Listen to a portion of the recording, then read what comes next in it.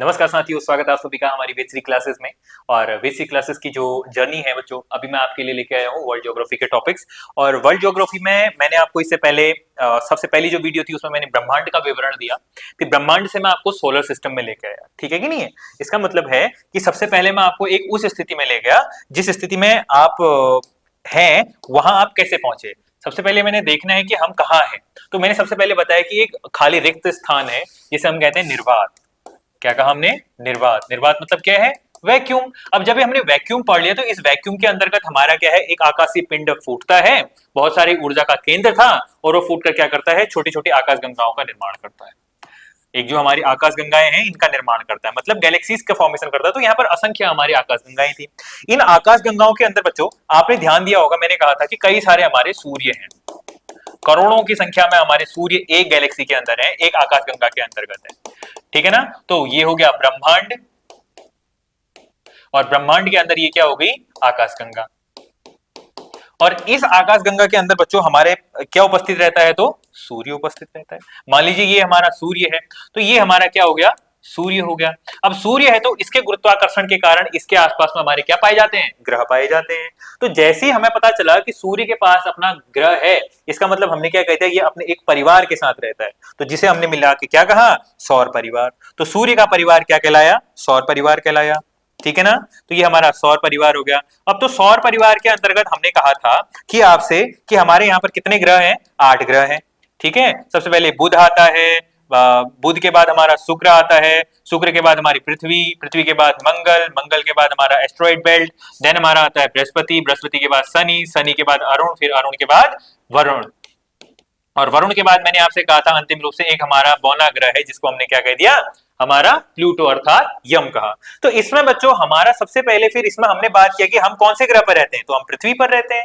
पृथ्वी का दूरी का क्रम कौन सा है, हमारा तीसरे नंबर पर रहता है। और यदि मैं बढ़ूं आकार में, तो आकार में कौन सा क्रम है, 5वां क्रम है। तो पृथ्वी हमारी जब धरा है, इस धरा के बारे में हमें जानकारी प्राप्त करनी है, तो जानकारी प्राप्त करने के लिए आपको देखना पड़ेगा कि पृथ्वी है क्या, वास्तव में है कहां। इसकी स्थिति में अगर आप हो, तो इस स्थिति में आपको अपनी स्थिति अगर बतानी हो कहीं पर, तो उसके लिए आपको देखना पड़ेगा क्या, अक्षांश और देशांतर रेखाएं। क्या देखना पड़ता है बच्चों, अक्षांश और देशांतर रेखाएं, ठीक है। इसी को हम क्या बोलते हैं, लैटिट्यूड लाइंस, और इसको क्या बोलते हैं हम, लॉन्गिट्यूड लाइन, ठीक है। लॉन्गिट्यूड और लैटिट्यूड दो प्रकार की हमारे यहाँ पर रेखाएं हैं। अभी लॉन्गिट्यूड और लैटिट्यूड रेखाएं होती क्या है, तो सबसे पहले इसमें हम डिस्कस करते हैं। तो सबसे पहले अगर मैं आपको एक ब्रीफ डिस्कशन इसके बारे में दे दूं, ब्रीफ जानकारी अगर मैं इसके बारे में आपको दे दूं, तो मैं क्या कहूंगा कि अगर आप किसी स्थान पर खड़े हो, पृथ्वी के किसी कोने पर आप खड़े हो, और उस कोने पर अगर आप खुद को बताना चाहते हैं कि आपकी स्थिति क्या है, तो उस स्थिति को प्रदर्शित करने के लिए आपको किसी एक कोऑर्डिनेशन की जरूरत पड़ेगी। आप अगर अपनी स्थिति को बताएंगे तो उसके लिए आपको एक स्थिति की आवश्यकता होती है। यदि मैं कहता हूं पृथ्वी के इस भाग पर अगर आप स्थित हैं, तो आप कहां पर स्थित हैं, आप अपने आप को वहां पर बताने के लिए क्या करेंगे, एक कोऑर्डिनेशन, जिसमें हम अक्षांश रेखाएं और देशांतर रेखाओं को देखेंगे, और उस देशांतर रेखा के इस बिंदु को अगर हम देखेंगे तो वहां पर आपकी वर्तमान स्थिति हमें प्राप्त होती है। तो इसी में जो हमारी पृथ्वी पर पश्चिम से पूर्व की ओर खींची गई रेखाएं हैं उन्हें हम क्या कहते हैं, या उत्तर से दक्षिण की ओर खींची गई जो रेखाएं हैं इन्हें हम क्या कहते हैं। तो चलिए इसके बारे में हम क्या करते हैं, डिस्कशन करते हैं। तो सबसे पहले आती है हमारी बच्चा अक्षांश रेखाएं, जिन्हें हम क्या बोलते हैं, लैटिट्यूड लाइंस, लैटिट्यूड लाइंस कहते हैं। अभी लैटिट्यूड लाइंस क्या है, मतलब इसका कि जब आप बच्चों पृथ्वी को देखते हो, इसको मैं आपसे और सामान्य भाषा में और इजी वे में आपके लिए लेके आया हूं। तो आप इसको देखेंगे, जैसे आपने सब जगह पर देखा तो होगा कि हमारी जो तिरछी रेखाएं पड़ी हुई हैं इसे हमने क्या कह दिया, लैटिट्यूड लाइंस, पर इसे आप लैटिट्यूड रेखाएं या अक्षांश रेखाएं कहते क्यों हैं। यदि मैं पृथ्वी को दो बराबर भागों में बीचों बीच काटता हूं, पृथ्वी का एक भाग मैंने यहां से काटा, इस तरीके से बना, ठीक है, ये हमारा पृथ्वी आधा बन गई, और पृथ्वी को मैंने एक बार इस ओर से काट दिया, बीचों बीच काटा मैंने पृथ्वी को, ठीक है, पृथ्वी को काटा, और पृथ्वी पर हमें दिशाएं बनानी है। पृथ्वी पर हमने केंद्र बिंदु लिया, और केंद्र बिंदु से हमने बोला कि पृथ्वी में चलो ये हमारा केंद्र बिंदु है, यहां से मैंने एक अक्षांश ले लिया, मतलब एक हमारी तिरछी रेखा, सीधी रेखा जो पृथ्वी को उत्तरी गोलार्ध और दक्षिणी गोलार्ध दो बराबर भागों में बांट रही है।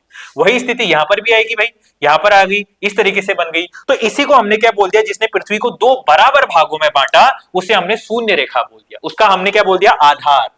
समझ रहे हो, जिस पर पृथ्वी सूर्य के चारों ओर चक्कर लगाती है, जो उसका अक्ष है, ऑर्बिटल है, उस एक्सिस पर हमारा क्या कहलाएगा, 0 डिग्री अक्षांश कहलाएगा। यहां पर ये भी क्या है, 0 डिग्री अक्षांश है, 0 डिग्री लैटिट्यूड है। अब अगर आप पृथ्वी को इस बराबर भाग से, अगर आपने केंद्र बिंदु से आपने यहां पर से क्या किया, सबसे पहले आधार लिया, तो आधार से आप अगर उत्तर की ओर जाएंगे तो आपको क्या मिलना शुरू होगा, कोण मिलना शुरू होगा। क्योंकि किसी भी कोण को बनाने के लिए बच्चों एक तो आपको आधार रेखा चाहिए होगी, उसके साथ आपके लिए कोणीय रेखा चाहिए होगी। जब इन दोनों को मैं मिलाऊंगा तब जाके तो आप इससे कहेंगे कि हाँ सर यहाँ पर तो कोई अंश का कोण बना हुआ है। तो इसी आधार पर हमारी शुरुआत होती है कोण बनने की। तो सबसे पहले मान लो यहाँ पर आ गया हमारा 10 डिग्री आ गया, फिर हमारा 20 डिग्री, फिर हमारा 30, 40, 50, 60 और इस तरीके से हमारा जो सीधा एक है हमारा क्या, 90 अंश तक बन जाता है। तो ये हमारा इस तरीके से हमारे अंश के कोण बनने शुरू होते हैं। ये अगर आपने कभी देखा होगा 10 मान लो, 20 मान लो, 30 और 60, 66, 80, 90, तो इस तरीके से हमारे ये कोण बने। तो इन्हीं कोणों को आप देखते हैं, यदि आप हमारे उत्तरी गोलार्ध की ओर यदि जाएंगे, ये हमारी पृथ्वी है, पृथ्वी को दो बराबर भागों में हमने बांटा, इसी को हमने क्या कह दिया, 0 डिग्री अक्षांश। अब इस 0 डिग्री अक्षांश ने पृथ्वी को दो गोलार्ध में बांट दिया। एक ये क्या कहलाएगा, उत्तरी गोलार्ध,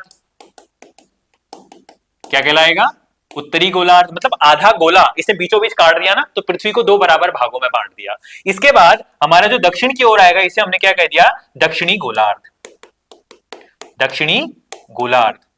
दक्षिणी गोलार्ध को दक्षिणी गोलार्ध क्यों कहा, क्योंकि आपको पता होगा जब हम दिशा सूचक यंत्र का प्रयोग करते हैं, तो जो हमारी दिशा होती है, उत्तर दिशा, वो ऊपर की ओर होती है।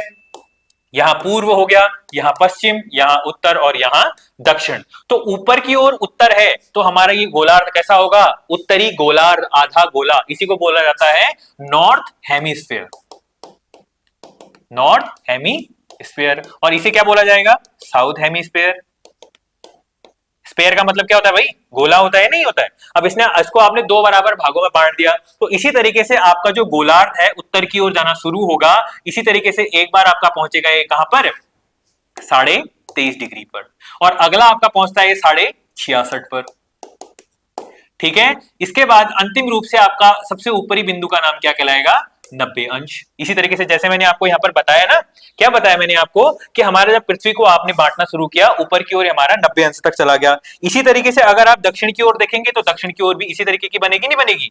आपने 45 देखा, आपने 23.5 देखा, आपने 66.5 देखा, और अंतिम रूप से आपने यहाँ पर हमारा क्या देखा, दक्षिणी गोलार्ध देखा, दक्षिणी ध्रुव देखा। तो ये जो हो गया, ये हमारा ध्रुव हो गया। इसी को हमने क्या कह दिया, पोल। पोल का अर्थ क्या होता है, जहां पर हमारी चुंबकीय रेखाएं जो है उत्तर से दक्षिण की ओर जाते हैं, वो हमारी चुंबकीय रेखाएं होगी। और ये हमारा क्या हो गया, उत्तरी ध्रुव, क्योंकि उत्तर में सबसे ऊपर पर बिंदु है तो उत्तरी ध्रुव बन चुका है। तो इन्हीं चीजों को आपने देखा, यहाँ पर आपने 23.5 देख लिया, आपने यहाँ पर 66.5 देख लिया, इसी तरीके से आप 90 अंश में आ गए। तो ये जो प्रकृति है बच्चों, आपने अर्ध आधे गोले में आपने मेजर किया है। ठीक है, तो इसमें बच्चों जब आप इसे देखते हैं तो आपने देखा कि हमारा जो सूर्य के प्रकाश की वजह से हमारा 23.5 पर यहां पर हमने क्या कहा, कर्क रेखा। यहां पर कौन सी रेखा बनी, कर्क रेखा। इसी को हम क्या बोलते हैं, कैंसर, ट्रॉपिक ऑफ कैंसर बोलते हैं, है कि नहीं है। और इसी तरीके से अगर आप 23.5 दक्षिण की ओर आएंगे, साउथ दक्षिण की ओर आएंगे, तो ये क्या कहलाता है, मकर रेखा। और जो 0 डिग्री अक्षांश है, इसी को हम क्या बोलते हैं, विषुवत रेखा, विषुवत रेखा।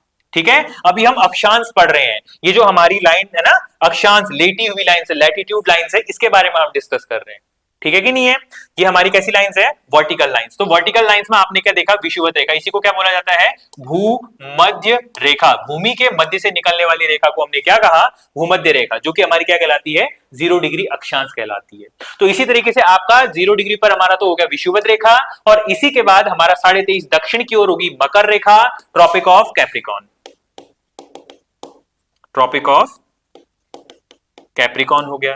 और इसी के बाद अगर आप आएंगे 66.5 डिग्री दक्षिण की ओर, तो इसे कहते हैं हम अंटार्कटिक सर्कल, अंटार्कटिक वृत्त।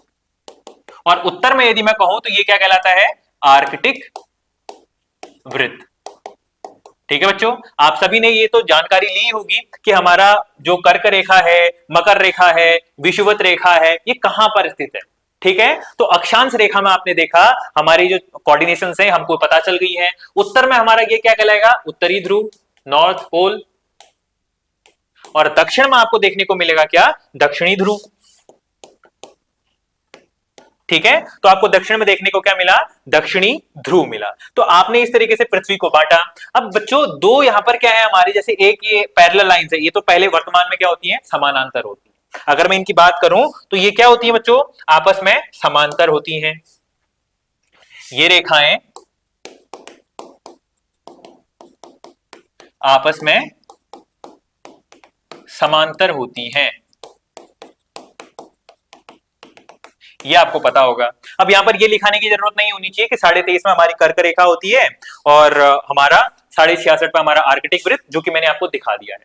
अब बच्चों यहां पर बारी आती है कि हमारी, कि हम यदि बात करें जो हमारे दो अक्षांश हैं, इन दो अक्षांशों के बीच का जो स्थान है इसे क्या कहा जाता है।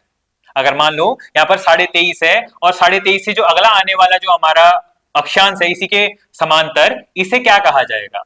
तो इन दोनों को, दो समांतर हमारे अक्षांशों के बीच का जो स्थान है उसे क्या कहा जाता है, तो कटिबंध कहा जाता है, जोन कहा जाता है। आप लोगों ने सुना होगा जो हमारे क्षेत्र होते हैं ना, जैसे आपने उष्ण कटिबंध, हमने कई सारे ऐसे नाम सुनते हैं, उष्ण कटिबंध, उपोष्ण कटिबंध, इस तरीके के हम नाम सुनते हैं। तो अक्षांश में हमारा बिंदु क्या बनेगा, सबसे पहले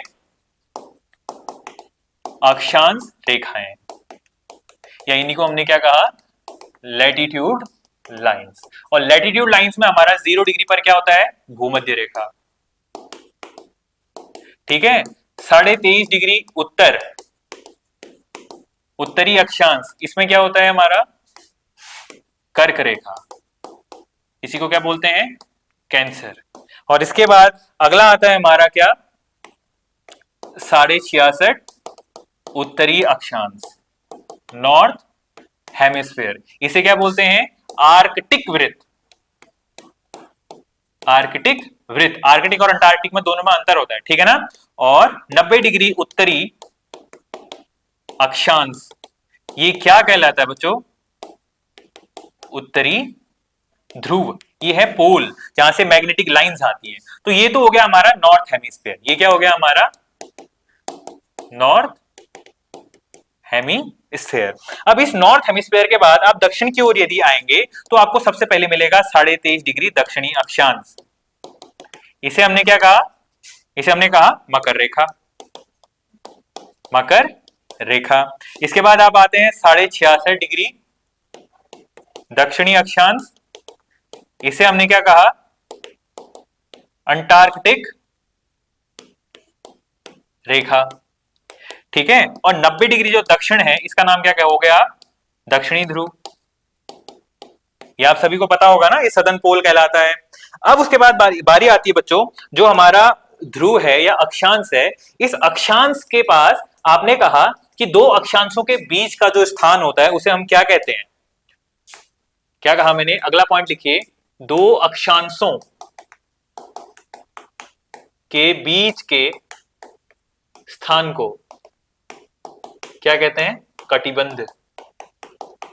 क्या कहते हैं भाई, कटिबंध। इसी को हिंदी में क्या बोलते हैं, इंग्लिश में क्या बोलते हैं, जोन बोलते हैं। ठीक है, और इन, जैसे मैंने आपको अभी दिखाया ना, ये जो गैप है, ये जो बीच का गैप है बच्चों, मान लो यहां पर 0 डिग्री है, ये 0 डिग्री हो गया, 0 के बाद 1 आएगा, तो 0 और 1 के बीच का जो स्थान है इसे हमने क्या कह दिया भाई, कटिबंध। इसे हमने क्या कहा, जोन कहा। अब इस जोन के बीच की जो दूरी है, ये दूरी भी तो कुछ होगी, ये दूरी कितनी किलोमीटर होती है, 111 किलोमीटर की दूरी होती है। ये भी कई बार पूछा जाता है कि दो कटिबंधों के मध्य का जो क्या कहते हैं गैप है वो कितना रहता है, ठीक है ना। तो यहां पर लिख सकते हैं आप, दो कटिबंधों के बीच की दूरी कितनी रहती है, 111 किलोमीटर रहती है, और इनके बीच का समय अंतराल, ठीक है, वो हमारा क्या रहता है, 4 मिनट। तो इसके बारे में आपने देख लिया।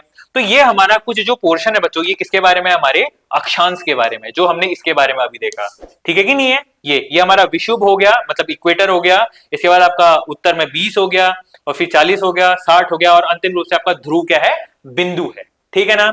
अब उसके बाद बारी आती है बच्चों कि जो हमारे अक्षांश हैं, अक्षांशों की कुल संख्या, ये भी तो पूछता है, अक्षांशों की कुल संख्या। अब अक्षांशों की संख्या कितनी होती है, तो आप मुझे काउंट करके बताएंगे। जैसे एक तो 0 हो गया, 0 से आप उत्तर की ओर जा रहे हैं, कहां तक, 90, और यहां से कहा दक्षिण की ओर जा रहे हैं तब भी आपको कितना मिल रहा है 90। तो 90 धन 90, 90 धन 90, और 90 में 90 हो गया और एक हमारा बीच का हो गया। कितनी लाइंस होगी हमारी 181, 181, ठीक है ना 181। जिसे समझ में नहीं आया वो एक बार ध्यान दे। जैसे मैंने क्या कहा, ये हमारा पृथ्वी में हमारा एक वृत्त शुरू होता है 0 डिग्री अक्षांश से, जिसे हमने क्या कहा विषुवत कहा। तो एक मैंने इसे गिन लिया, अब एक इसे गिनने के बाद में 90 गया ऊपर की ओर, 90 गया दक्षिण की ओर, तो 90 दुना 180, और 180 में हमारा 0 जो अक्षांश है वो भी तो गिना जाएगा। तो कुल मिलाकर कितने हो चुके हैं 181 अक्षांश हो चुके हैं। ठीक है, अब अगर मैं बात करूं अक्षांश रेखाओं की, अक्षांश रेखाओं की बात करता हूं, तो अक्षांश रेखाएं कितनी होती हैं 181 में से। आप जो हमारे जो ध्रुव होते हैं, ठीक है, जैसे उत्तरी ध्रुव में आपको यहां पर साफ देखने को मिल रहा है कि जो हमारा ध्रुव है ये कोई रेखा नहीं है बच्चों, ये कोई हमारा वृत्त नहीं है। तो ये क्या है अक्षांश में एक बिंदु है। जैसे मैंने अभी यहां पर कहा ये हमारा कोई वृत्त थोड़ी बना रहा है, ठीक है ना, कितने वृत्त बना रहा है, नहीं बना रहा है, बस एक कोण बना रहा है 90 डिग्री का। तो यहां पर कोई वृत्त न होने के कारण उत्तर में भी जैसा होगा वैसा ही दक्षिण में भी होगा। तो कुल हमारे जो अक्षांशों की संख्या है, कुल अक्षांशों की संख्या कितनी होती है 181 में से 2 घटा दो तो 179, 179। ये कितना है 179। इसे आप महत्वपूर्ण तरीके से याद रखिएगा, बहुत इंपॉर्टेंट पॉइंट मैंने आपको बताया है, ठीक है ना। दो अक्षांशों के जो बीच का हमारा गैप है उसे कटिबंध कहते हैं, और उस कटिबंध की दूरी 111 किलोमीटर है। जो हमारे कुल अक्षांशों की संख्या है वो कितनी है 181 है, और अक्षांश रेखाओं की यदि मैं बात करता हूं तो 179 है, 179 है। तो ये तो बात हो गई बच्चों हमारा अक्षांश, ठीक हो गया। इसके बाद बारी आती है हम देशांतर। अगर मैंने आपसे कहा आपको ढूंढना है मुझे, तो मैंने कहा आपकी ये स्थिति है, तो मैंने तो आपको बता दिया जो वर्टिकल लाइन है, ठीक है, वर्टिकल लाइंस है, ठीक है ना। तो जो हमारा ऊर्ध्वाधर रेखाएं हैं, ये जो हमारी पड़ी हुई लाइंस है, इन्हें हमने कह दिया क्या अक्षांश रेखा। क्या कह दिया अक्षांश रेखा। सर अब आप इसके बारे में बताइए, जो खड़ी लाइन है हमारी, इस खड़ी लाइन को क्या कहा जाता है बच्चा, इसको बोला जाता है देशांतर। क्या बोला जाता है देशांतर बोला जाता है। तो इसके बारे में हमने डिस्कस करना है। तो यहां पर क्या है, पृथ्वी अपने अक्ष पर भी झुकी हुई है, क्योंकि क्या होता है कि हमारा पृथ्वी कुछ झुका हुआ है, इसका झुकाव है, झुकाव के पीछे कई कारण होते हैं। कहा जाता है कि जो इतिहासकार या ज्योग्राफी के जो हमारे साइंटिस्ट हैं उनके द्वारा कहा जाता है कि पृथ्वी पर कई सारे उल्कापिंड आते हैं, इसलिए ये अपने अक्ष से झुक चुकी है, ठीक है। तो इसी से हमारा कर्क रेखा और जो हमारी मकर रेखा यहाँ पर प्रकाश सूर्य का अंतिम तौर पर पड़ता है, ठीक है। इसीलिए तो ये तो हो गया इसका विषुवत, जो कहां पर है 0 डिग्री। कर्क रेखा कहां पर है 23.5 डिग्री उत्तरी अक्षांश, और मकर रेखा कहां है 23.5 डिग्री दक्षिणी अक्षांश, ठीक हो गया ना। और ये हमारा ध्रुव हो गया बच्चा। ये चीजें मैंने आपसे कही, उत्तरी ध्रुव और दक्षिणी ध्रुव, ये ध्रुव गोले ना होकर क्या है हमारे वृत्त ना होकर हमारे क्या है बिंदु है, ठीक है। तो उम्मीद करता हूं ये समझ में आ गया होगा। अगली बारी आती है बच्चा देशांतर की। अगली बारी किसकी आती है हमारी देशांतर रेखाओं की। अब देशांतर रेखाएं जैसे आपको देखने को दिख रहा है कि यहां पर पृथ्वी है हमारी, और इस पृथ्वी का एक बिंदु शिरा ऊपर की ओर है, जिसे हमने ध्रुव कहा, इसे हमने क्या कहा था उत्तरी ध्रुव कहा था। दक्षिण की ओर यहाँ पर जहां पर हमारा 90 डिग्री होगा, 90 अक्षांश 90 हमारा अक्षांश होगा, वहां पर क्या होगा दक्षिणी ध्रुव होगा। तो ये जो उत्तरी ध्रुव से दक्षिणी ध्रुव को मिलाने वाली रेखाएं हैं, ये जो दक्षिणी ध्रुव को मिलाने वाली रेखाएं हैं, इन्हें हमने क्या कहा देशांतर रेखा कहा। क्या कहा इन्हें देशांतर रेखाएं। ये शुरू एक बिंदु से होती हैं और दूसरे बिंदु पर जाकर क्या होती है, सभी के सभी एक ही बिंदु से शुरू होती हैं और एक बिंदु पर जाकर सभी क्या हो जाती है समाप्त हो जाती है। बल्कि अगर आपने जब हमारा अक्षांश रेखा देखी थी, तो अक्षांश रेखा एक वृत्त बना रही थी, ये अपने आसपास ऐसे मिल रही थी, मिल रही थी कि नहीं मिल रही थी, ये इस तरीके से मिल रही थी। और हमारा जो अक्षांश देशांतर रेखा है वो ऊपर से नीचे की ओर दक्षिण की ओर जा रही है, ठीक है। तो हमारा जो इस बारे में कहना है कि हमारे जो देशांतर रेखाएं हैं, अब देशांतर रेखाओं के बारे में हम बात करते हैं, ठीक है ना। तो हमने देखा कि जो देशांतर रेखाएं एक किधर की ओर जाती हैं, उत्तर से दक्षिण दिशा रेखाएं क्या कहलाती हैं देशांतर रेखाएं कहलाती हैं। अब बारी आती है बच्चों ये देशांतर रेखाओं की कहानी शुरू कहां होती है। तो सबसे पहले डिसाइड किया जाता है जो हमारा इंग्लैंड का जो ग्रीनविच शहर है, ठीक है, ग्रीनविच शहर से सबसे पहले बात की जाती है कि देशांतर रेखाएं हमारे यहां से शुरू होंगी, ठीक है। लंदन का जो देशांतर है हमारा, वहां से 0 डिग्री अक्षांश होकर गुजरता है, जैसा कि मैं आपको एक बार दिखाने की प्रयास करता हूं। जैसा हमारा ये है, ठीक है। तो यहां पर बच्चों आप देखोगे कि आपको यहां पर देखने को मिलता है 0 डिग्री अक्षांश, देशांतर सॉरी। तो देशांतर सूर्य यहां से शुरू क्यों होता है, ठीक है, सॉरी यहां पर गलत हो गया, इधर की ओर।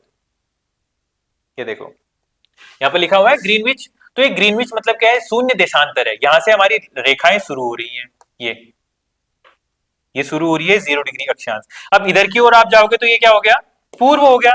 इधर की ओर आप जाओगे तो ये क्या हो गया, पश्चिम हो गया। तो जो देशांतर रेखाएं उत्तर से दक्षिण की ओर आ रही है, मैंने इसको पूरा खोल दिया है। और यहां पर से अगर आप देखते हैं तो हमारी देशांतर रेखाएं पूर्व की ओर कुल कितनी जाती है, तो 180, यहां पर तक 180। तो अंतिम हमारा कहां पर है, 180 पर। ठीक है, पश्चिम की ओर भी जाते हैं तो 180 रेखा पर।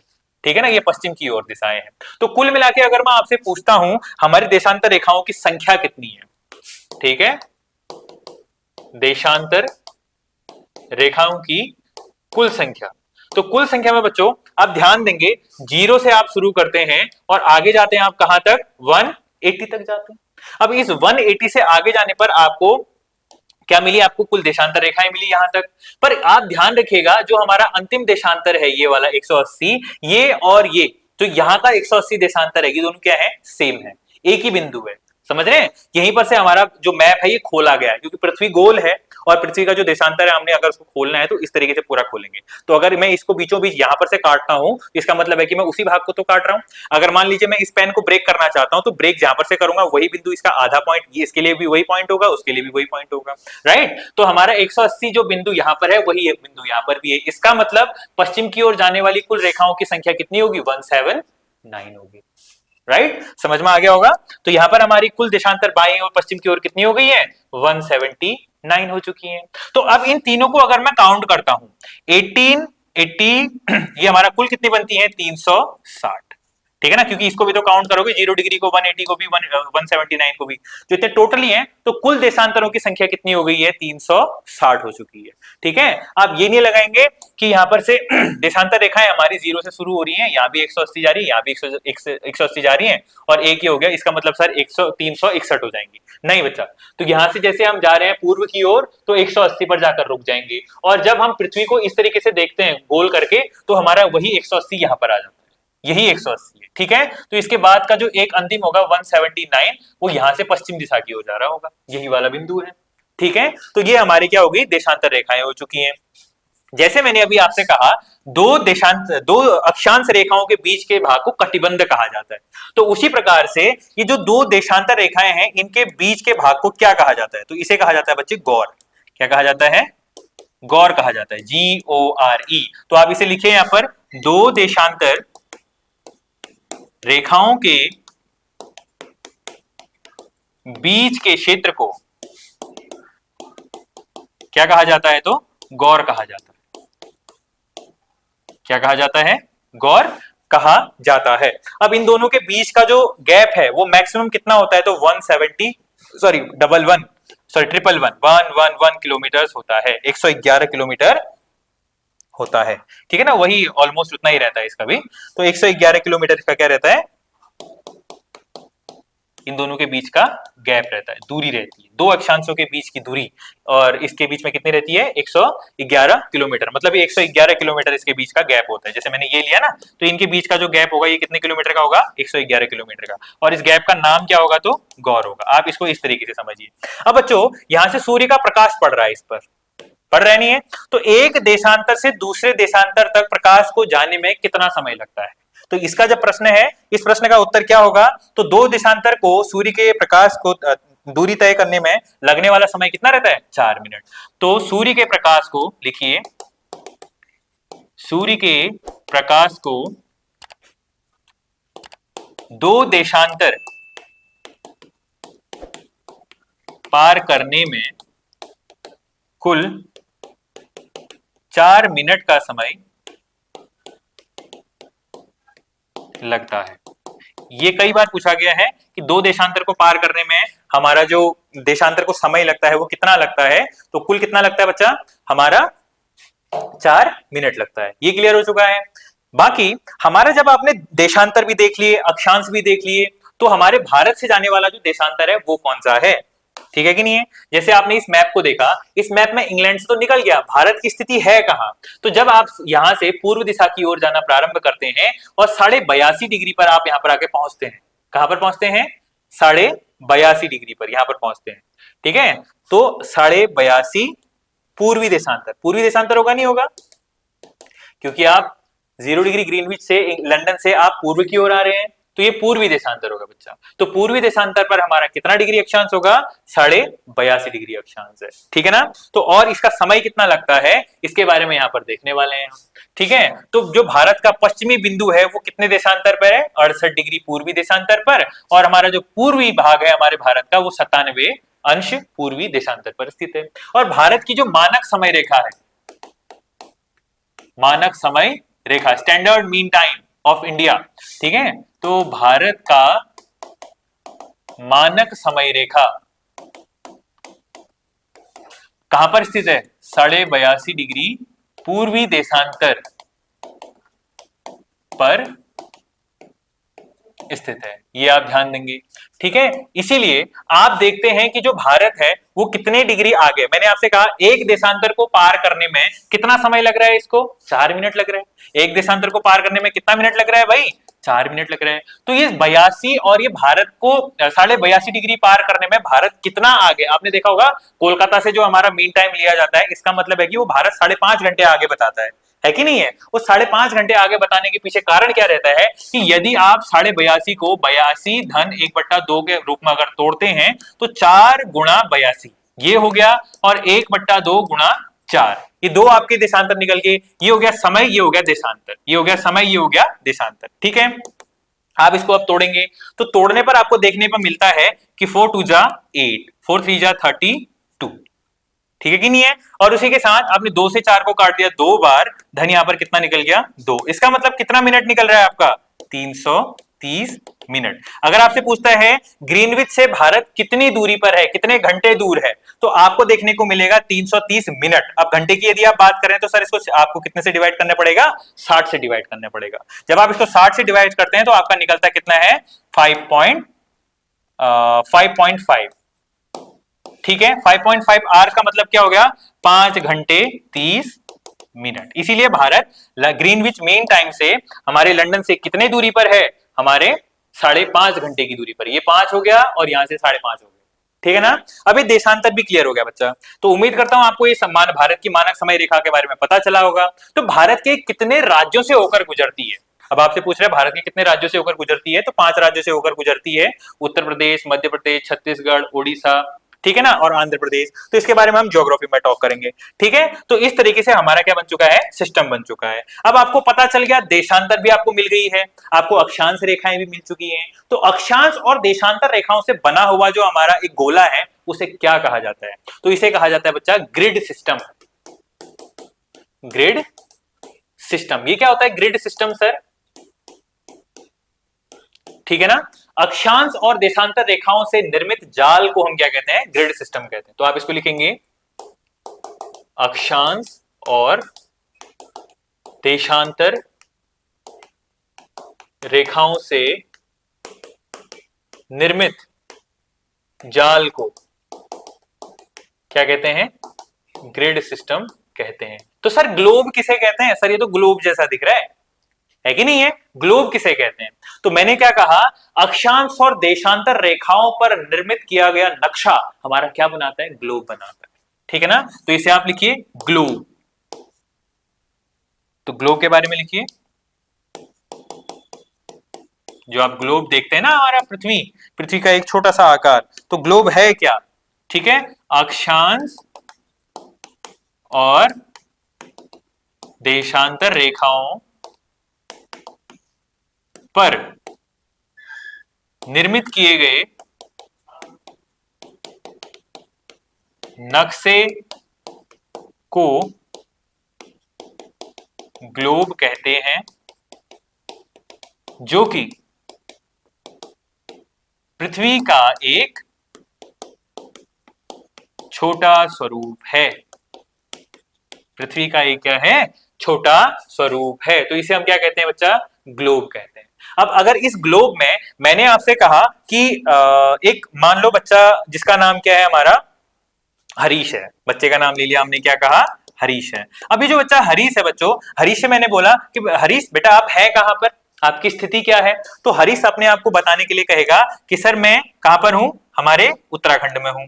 उत्तराखंड की स्थिति में आप कहां पर हो? तब वो कहेगा कि मैं 20 अक्षांश पर हूं और इसको मैं इस तरीके से आपको और सिंपल वे में प्रेजेंट करता हूं। जैसे मैं आपको इस तरीके से अगर नक्शा बनाता हूं कि आपको नक्शा मिला, हरीश से पूछा गया हरीश आप कहां पर हो, हरीश ने बोला सर मैं एक स्थान पर हूं जहां पर से मुझे आपने पिक करना है, उठाना है। ठीक है, तो अपनी स्थिति बताने के लिए हरीश ने बोला कि मैं कहां पर हूं, इस अक्षांश पर स्थित हूं। तो हरीश ने बोला अच्छा A B C D E 1 2 3 4 5 6, तो हरीश कहां पर है, B2 में है। कहां पर है, B2 में, तब जाके मैं उसको जल्दी पकड़ पाऊंगा, नहीं पकड़ पाऊंगा। तो इसी तरीके से मैंने अक्षांश रेखाएं पकड़ी और देशांतर रेखाएं पकड़ी। जब अक्षांश और देशांतर रेखाओं से मैंने उसकी वास्तविक स्थिति को पता किया, तब जाके मुझे पता चला कि हरीश कहां पर है। तो इस सिस्टम की वजह से हमने ग्रिड सिस्टम कहा, और वही सिस्टम अपनाया जाता है हमारे गूगल के द्वारा। आप गूगल मैप को फॉलो करते हैं तो गूगल मैप में भी आपके क्या आते हैं, नोटेशंस आते हैं कि कौन सी अक्षांश और कौन सी देशांतर पर आप स्थित हैं। तो अक्षांश और देशांतर रेखाओं से निर्मित जो हमारा जाल है, उसी को हमने क्या कहा, ग्रिड कहा। और उसी ग्रिड पर जब हम नक्शा बना देते तो उसे हमने क्या कह दिया, ग्लोब कह दिया। और वही हमारे पृथ्वी का छोटा आकार भी है। और पृथ्वी अपने अक्षांश पर कितने डिग्री पर झुकी हुई है, 23.5 डिग्री पर झुकी हुई है। और अपने कक्षा तल से कितना डिग्री क्या कहते हैं, कोण बनाती है, तो 66.5, जो कि मैंने आपको कल बता दिया था। ठीक है ना, उम्मीद करता हूं आपको ये समझ में आ गया होगा। और इसी के साथ क्या होता है बच्चों, कि जो हमारा अंतरराष्ट्रीय हमारी जो रेखा है, अंतरराष्ट्रीय रेखा है, वो बताती है समय। ठीक है कि नहीं है, इसने आपको क्या बताया कि आप कौन से समय पर आप चल रहे हैं। ठीक है, आपने बोला कि 0 डिग्री, अगर मान लो यहाँ पर 12 बज रहा है, तो भारत में कितना बज रहा होगा, 5:30 बज रहा होगा। फिर ये आपको बता दिया आपने। पर ये अंत कहां पर होता है सर, तो जो हमारा 180 अक्षांश है, ये क्या बताता है, मानक दिनांक समय। ठीक है ना, मानक जो हमारा दिनांक सिस्टम रहता है ना, जो हमारा अंतरराष्ट्रीय जो डेट लाइन है, उसके बारे में कहा जाता है। तो यहाँ पर जो हमारा नॉर्थ अमेरिका का अलास्का प्रांत आता है, उस अलास्का प्रांत से होकर गुजरता है। इस तरीके से अगर आप देखते हैं हमारा नक्शा, ठीक है, ये हमारा नॉर्थ अमेरिका हो गया, ये हमारा साउथ अमेरिका हो गया, ये अफ्रीका हो गया है, और अफ्रीका के बाद यूरोप हो गया है, और यूरोप के बाद हमारा यहाँ पर रशिया, चाइना, इंडिया, ये इस तरीके से बना। तो यहाँ पर बच्चों हमारा लंदन है, यहाँ से 0 डिग्री आता है, पर यहाँ पर से जो खत्म होता है वो यहाँ पर से तो आता है। यहाँ पर है एक हमारी बेरिंग जल संधि। ठीक है, बेरिंग जल संधि यहीं पर से काटा गया, तो इसे कहा गया अंतरराष्ट्रीय मानक समय रेखा। इसे क्या कहा, अंतरराष्ट्रीय मानक समय रेखा, जो कि कहां पर है, 180 अक्षांश पर स्थित है। ठीक है, तो ये हमारा कुछ अक्षांश और देशांतर थे, और इन अक्षांश और देशांतर से हमारा एक ग्रिड सिस्टम बनता है, और इसी के बारे में हमारी आज की क्या थी, कहानी थी बच्चों। ठीक है ना, उम्मीद करता हूं कुछ पॉइंट आपको समझ में आए होंगे। बाकी ये हमारे विश्व के भूगोल को और भारत के या हमारे विश्व में खुद के नोटेशन देने के लिए बहुत जरूरी होता है। उम्मीद करता हूं समझ में आया होगा आपको। आज के लिए इतना ही करते हैं, बाकी इसके बाद हमारी पृथ्वी के आंतरिक स्थल के बारे में हम डिस्कस करेंगे, और फिर हम धीरे धीरे आपको कॉन्टिनेंट्स की ओर ले जाएंगे। ठीक है, तो कॉन्टिनेंट्स पूरा करने के बाद हम भारत की ओर आएंगे, भारत के भूगोल की ओर आएंगे। ठीक है, तो आज के लिए इतना ही करते हैं। जाते जाते हमारे चैनल को लाइक करना, शेयर करना, सब्सक्राइब करना मत भूलिएगा। आज के लिए इतना ही, बहुत बहुत धन्यवाद।